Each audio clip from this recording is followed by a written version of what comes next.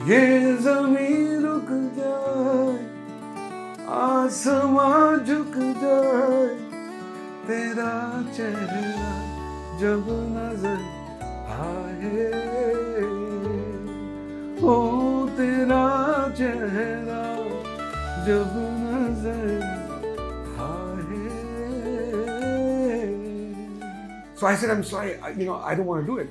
So what he did was he took out his checkbook and he put it in front of me and he said to me, he said, write the number you want. Wow. He actually said that to me, who frankly speaking are not really my fans in the first place. Most of them are army bots who have been instructed by the army to target me because my becoming an Indian citizen goes against their agenda or their narrative. I said, hey, you know what? I have a hook.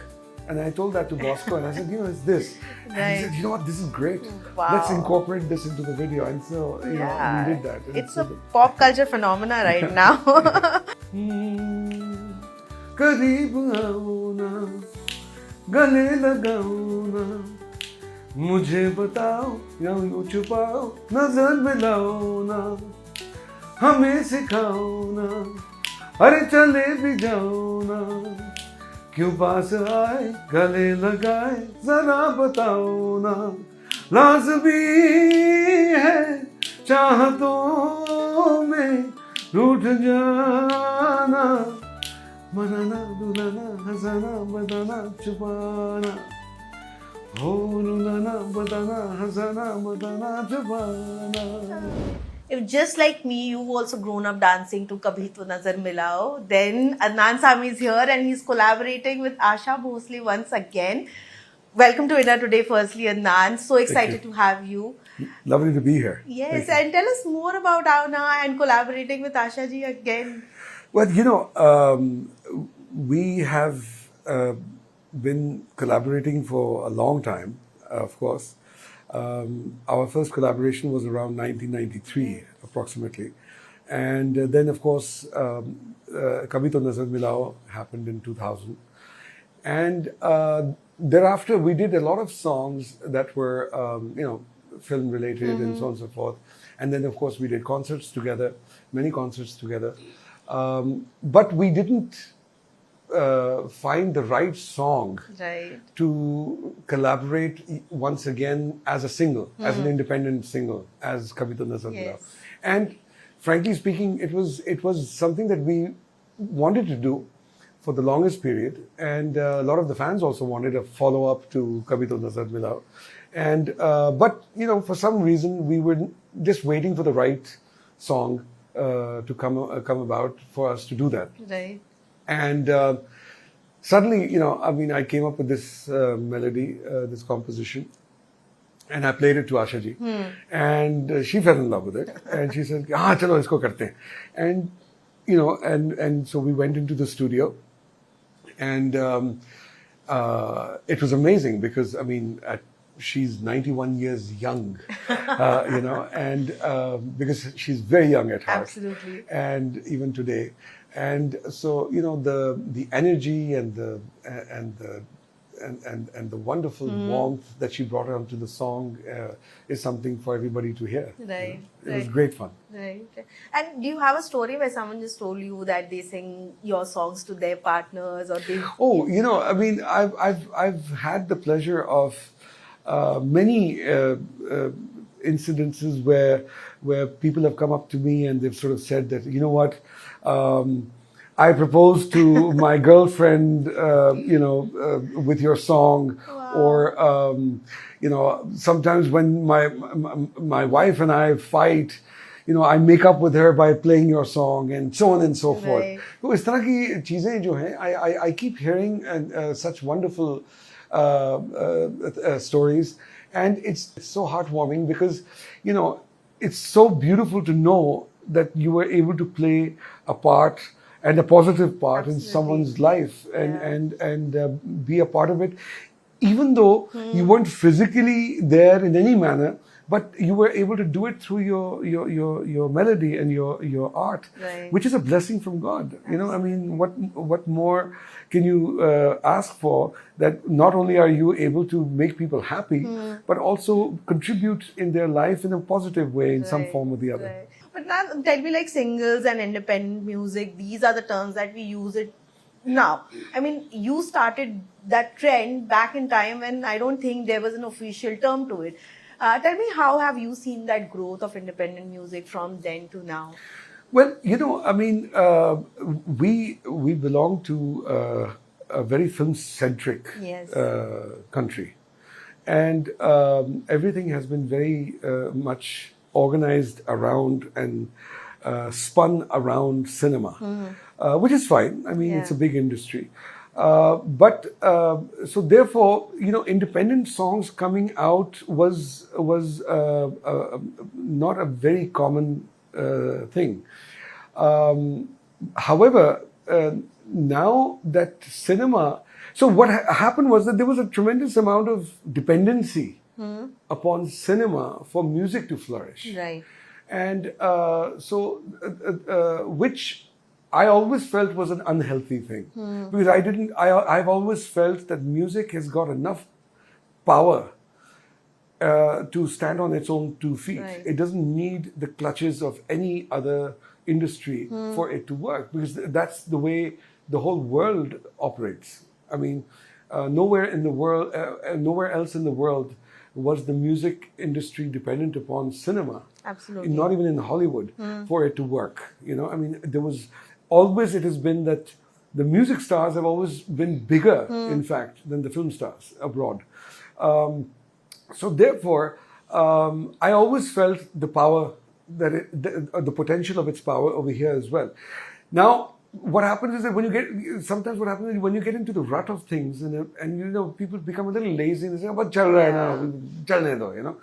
Luckily, and I'm saying the word luckily, cinema over here is also evolving, whereby, you know, the song and dance routine that used to happen in cinema, however beautiful it was, I mean, that has its own charm. Right. You know, I'm not at all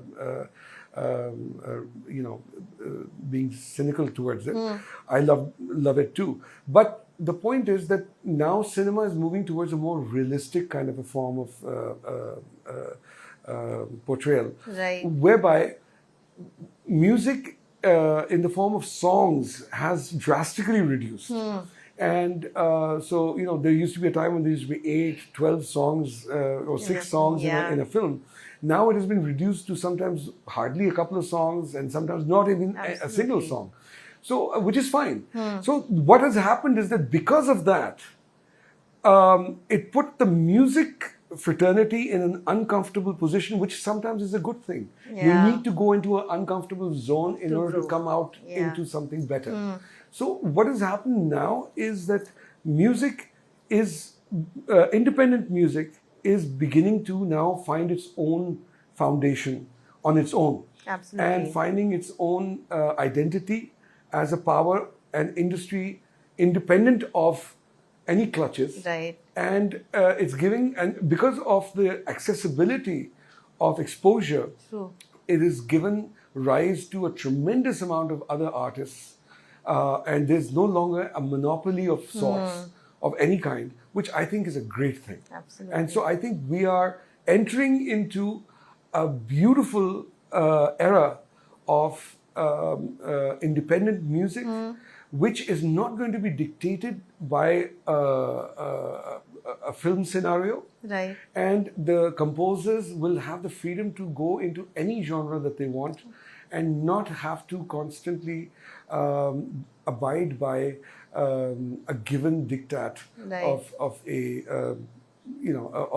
a film scenario. Absolutely. But what keeps you away from singing a lot more film songs? I mean, we don't get to hear you as often. We would want maybe on the big screen.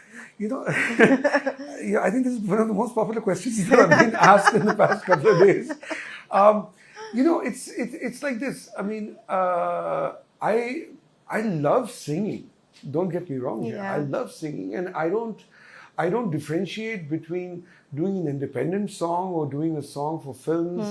I mean, I enjoy doing both equally as much.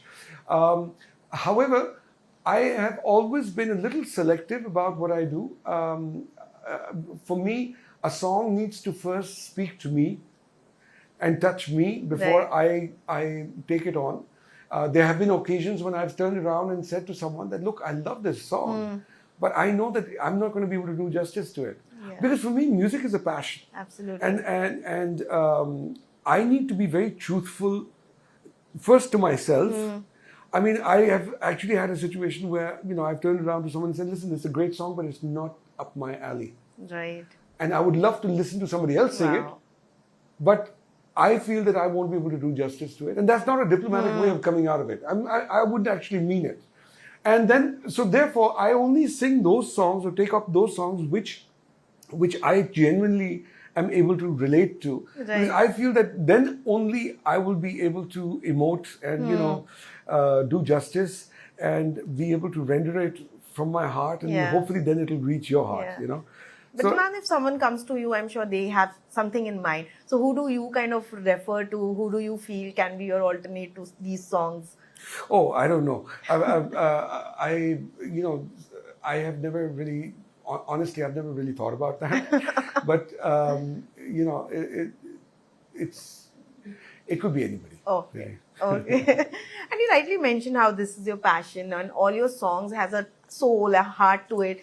But of course, when you came to Mumbai from a different country, like what has been the struggle like for you? And was there a time where you had to take up work, maybe just to survive the city? No, actually, honestly speaking, I've been blessed with a life of privilege. And I have never, ever been, by the grace of God, thank God, my decisions of doing any work have never had anything to do with money. Amazing. I've in fact had situations where people came up to me to do some stuff, and I you know, the offer was very lucrative, and because I felt that it was not the right thing to. In fact, I turned them down. I mean, I'll quote an actual example to you. A legendary producer-director from television, Mr. Gajendra Singh, right, who was the one who pioneered, you know, Antakshari, yes, Saregama, and such programs in the 90s. Sonu Nigam had finished hosting Saregama, and in between there were a couple of other hosts who were there. So they had finished the season, and he had come to me at that point in time, and I had just sort of, you know, broken out onto the scene, and my videos were being played all over the place and all that, and I was this new kid on the block and whatever you want to call it. And he came up to me and he said to me, he said, listen, I would love for you to host Saregama. And I, you know, and I said, and I thought about it, and we were just sitting and chatting, and I said to him, I said, look, I'm already, you know, at that point in time, there was no social media, so we were, you know, today, there's no such thing as overexposure. Yeah. Because everybody's everywhere. Everyone, you know? Yeah. But at that point in time, we used to be very, very calculative about, oh, you know, you better not get overexposed and so on and so forth, etc. And you need, and I've always believed in the long term of a career, as opposed to flash in the pan and just suddenly going for a kill, and then, you know, I've always believed in the long, elongated journey. And so I said to him, I said, look, you know, right now, there's just so much of me all over the place. Uski upar se, if I host Saregama, and that sort of is being telecast, you know, every weekend, and, you know, then they repeat telecasts and all that. I said, you know, people will get sick of me. Absolutely. And you know, and I'll be finished even before, because people get sick of you, you know, there's a saturation limit. So I said, I'm sorry, you know, I don't want to do it. So what he did was he took out his checkbook and he put it in front of me, and he said to me, he said, write the number you want. Wow. He actually said that to me. And my staff at that time was looking, and, you know, they were like, you know, do it. And I said, thank you very much, but no thank you. Oh my God. And even he was shocked that, that how could he do that? Absolutely. And I was right in the beginning, and who doesn't want to have a few extra, Yeah. and like I said, he gave me a blank check, literally gave me a blank check. And I refused. And I said, thank you very much. And I have absolutely no regrets. Yeah, I was about to ask you. No Yeah. regrets whatsoever. I think I perfectly stand by that decision. I wouldn't change a thing if that happened to me at that. I mean, if history were to repeat itself, because I genuinely feel that you need to be first true to your music and to the art, Yeah. and everything else can follow. Right. Right. And so I've never been driven by money. Financial concerns. Yeah. And social By the grace media, of God. of course. And social media and virality, like your recent pictures with Jackson Wang, it also went viral. Is there a collaboration in place? No, nothing. You never know. I mean, you never know. I mean, never say never. But I mean, it was just wonderful to meet him. I mean, Ritik had a dinner. And so we happened to meet at that time. It was wonderful to meet him. He's a lovely person. Yeah. And it was wonderful to interact with him. He's a wonderful person, and of course he's immensely talented. You never know, but it'd be fun. Yeah. But are you someone who like follows K-pop music and all that? I've has heard become it. big. Yeah, I've heard it. And, I mean, I'm very much aware of it, Yeah. and I've heard it. I think it's a great. In fact, it's quite a phenomenon. In the sense that the way K-pop has taken over the world. Yeah. I mean, it's incredible. Right. But Adnan, who's on your wish list? Who do you want to maybe collab with international artists, especially because right now we're seeing a lot more collaboration happening in terms of international artists and of course Indian musician, composers and singers. Wow. It would be interesting to. I mean, I would love to collaborate, for example, with Sting. Oh, that would be fun. That would be fun because he also. I mean, apart from the fact that I just love his music, Yeah. And his voice, but I think he's also a person who's very well versed with world music, and it would be really wonderful to collaborate with him. Absolutely, absolutely. And because we're talking about social media, you're also someone who gets a lot of love and hatred on social media. And you're someone who doesn't hold back when replying to people. Like, does it sometimes get overwhelming? And what's your take on dealing with trolls and these negative comments? I mean, where there are roses, there are thorns, so it's not something that you could avoid in today's times. Right. There's nobody who is immune to it. Everyone, I mean, God bless her soul, but if Mother Teresa came onto social media, even she would get trolled. Yeah. So the thing is that nobody is immune from it. There will always be somebody or the other. Even if you've done the most holiest of jobs, there will be somebody who will find something to scorn at you, about. So the thing is that you have to take it as it comes. I used to, at one point in time, ignore them, but then I realized that that doesn't work in today's times. You need to, because they start interpreting that as some form of weakness, and they think that you're not replying them because you're guilty or you don't have an answer or they've scored one-upmanship on you or whatever. And that can sometimes mislead people into some misconceptions. And Right. I've been a victim of that also. Absolutely. So then I realized that it is important to just give it back without any holdback. Right. And make it abundantly clear that, look, I am open to any form of criticism for the work that I do. Absolutely. I mean, my music, I give you. I present my music to you. You are by all means invited to either love it or even hate it, and give me the right. You give me your opinion. You can trash it because I have presented that to you for the same. Yeah. My personal life is not open for your opinion. Right. And what I do in my personal life is my business, and I'm not answerable to you or anyone for that matter. And you have no right to comment on it and to editorialize it. And I'm not obliged to answer you Right. or to conform to your way of thinking. And I'm certainly, not allowing you to come up with presumptuous conclusions about Absolutely. it.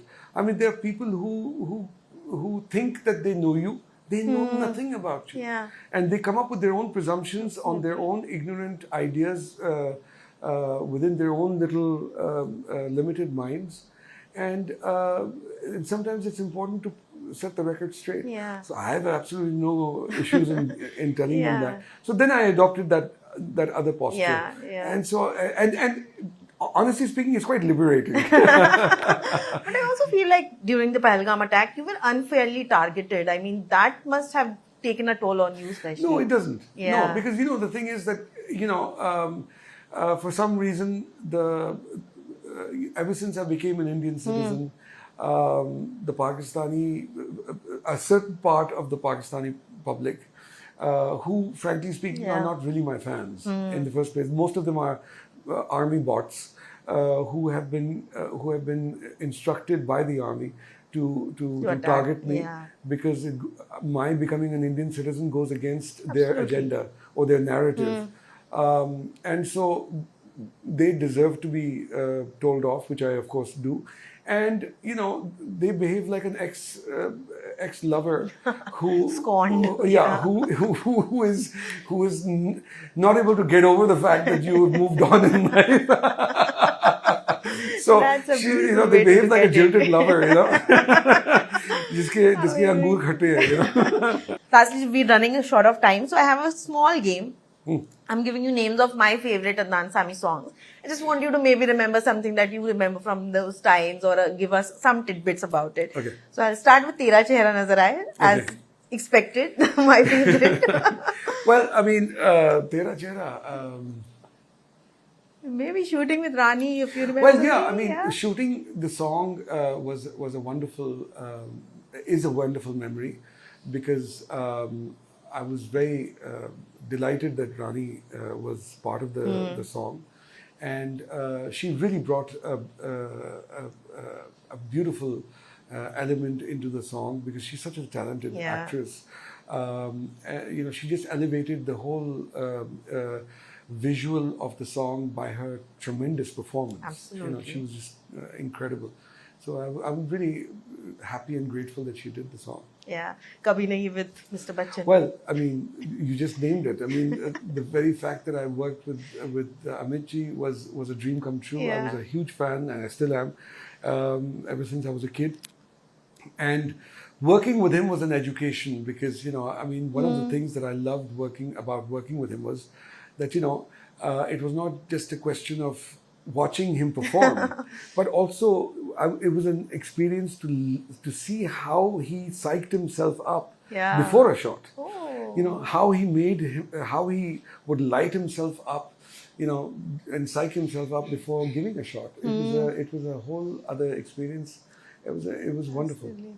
And Lift Karade, it was one of your first fun songs also. Yes. Well, again, in that song, the hook step of that song Yes. was something that actually happened in the studio when I was recording the song, because the engineer who I was recording with, he had a habit of listening to music at a very, very low volume.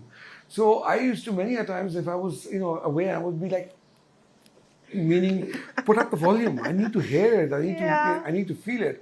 So that became a kind of a sign, a kind of a hook right from that time. So when we started recording the video, I said, hey, you know what? I have a hook. And I told that to Bosco, and I said, it's this. And he said, you know what? This is great. Wow. Let's incorporate this into the video. And so, we did that. And It's so a pop culture phenomena right now. And Bhar Do Jholi. Well, again, Bhar Do Jholi was great, because, I suddenly, out of the blues, got a call from Salman. And Right. of course, we go back many, many years. I mean, he's been, and his family has been always very loving to me, and even, Uncle Salim have been amazing. He just called me out of the blues, and he said, bro, I've got this wonderful song that I'd love for you to sing. I said, oh, great. I thought it would be a sort of some love song or some Right. romantic song. He said, it's a qawwali. And I'm like, what? Really? Qawwali? I said, bro, I've never sung a qawwali. I've composed qawwali, but never sung it. He said, that's exactly why I want you to sing it.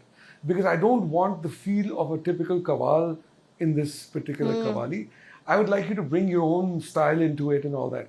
And so that was a wonderful experience, because then when I got together with Preetham and we sat on the song, something new and something innovative came out of it, because, I guess because I'm not, a qawwal Yes. by nature, I was able to sort of step out of those cliches of performance of a typical qawwal, and that's, I think, what made it unique. Amazing. So it was incredible. And this one is not a film song, but Pyar Ki Naiyan Doobe Doobe, the Pepsi commercial that you did with Kareena and Shah Rukh. I love that ad. I keep watching it. Yeah. How was that? That was fun. Yeah. It was And you looked absolutely cute in that TVC. Yeah. That particular song, it was as fun as it looks. I mean, we had a blast when we were doing it.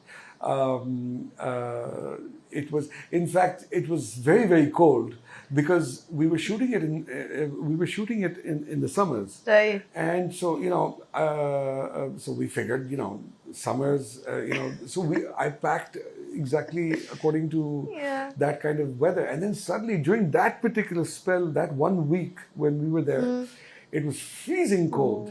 It was raining. And, because, Venice, we shot in Venice, because Venice has got a lot of those, almost like tunnels. Yeah. The streets are like tunnels. So there would be a tunnel effect of a lot of wind. And it was chilly as hell. Right. And so, while we were trying to pretend it was summers, and, I was wearing a loud Hawaiian kind of a shirt, but I was freezing like anything. But it was great fun. Absolutely. It was great fun. Right. And lastly, of course, Baatein Kuch N Kahi Si, because Metro in Dino is up for release, but the one song that all our friends we are talking about is Baatein Kuch N Kahi Si. Right. We're kind of missing Adnan's magic in the film.